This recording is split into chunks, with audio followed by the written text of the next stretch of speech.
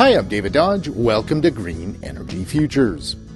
10 years ago, Green Energy Futures traveled to the Bay of Fundy in Nova Scotia to learn about the 50-foot tides and the incredible potential of tidal energy.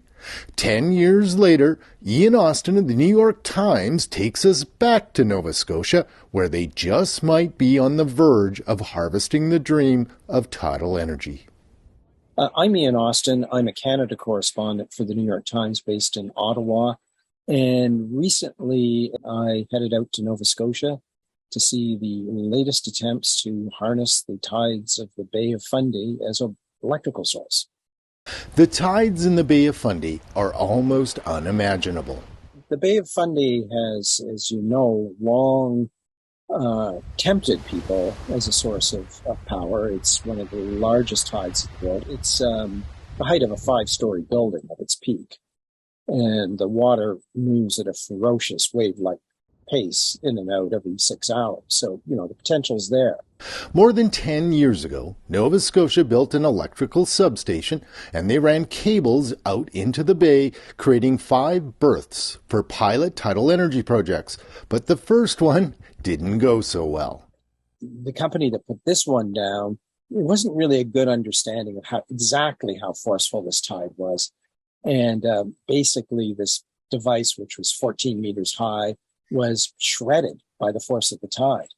And the research that's been since done has shown that the power of the tide, its hydroelectric potential, is about 40 times what people first thought, and is in fact almost double all the electricity that Nova Scotia generates from all sources currently. So that company put a better engineered one in and then went bankrupt. So that was not, not an auspicious start. That one, without any maintenance, seized up after a year. It's still sitting on the seabed. This early failure didn't dash Nova Scotia's dream of harvesting the incredible potential of tidal energy in the Bay of Fundy. More than a decade later, journalist Ian Austen traveled there to see some promising technology being developed by Sustainable Marine, a German company.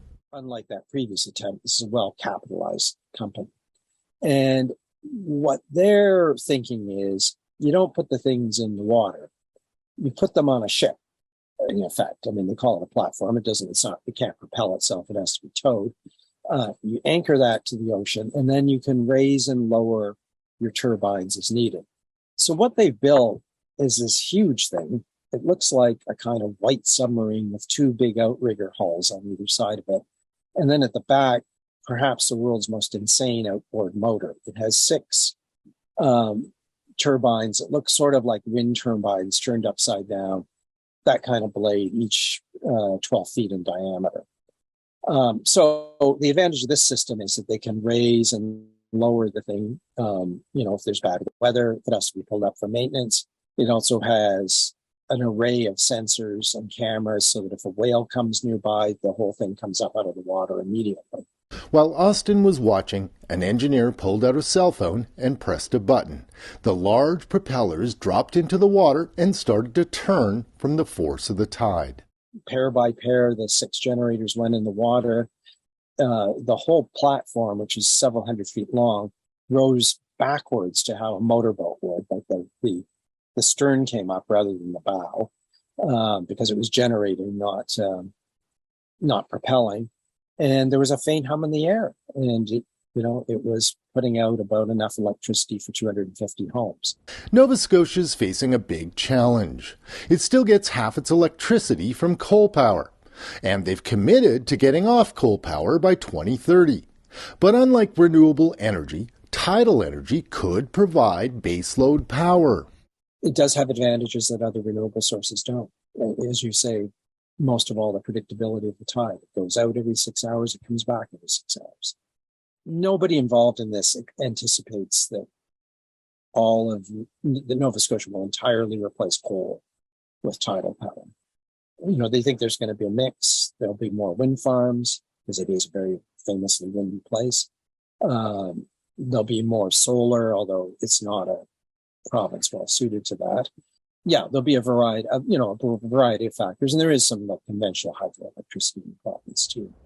Tidal energy will cost more than wind or solar, but it could be the key to providing base load electricity that could help Nova Scotia use more wind and solar and drastically reduce its emissions as it phases out coal. Thanks to Ian Austen from the New York Times for sharing his update on tidal energy in Nova Scotia. Find a link to Ian's story and learn more at GreenEnergyFutures.ca. For Green Energy Futures, I'm David Dodge.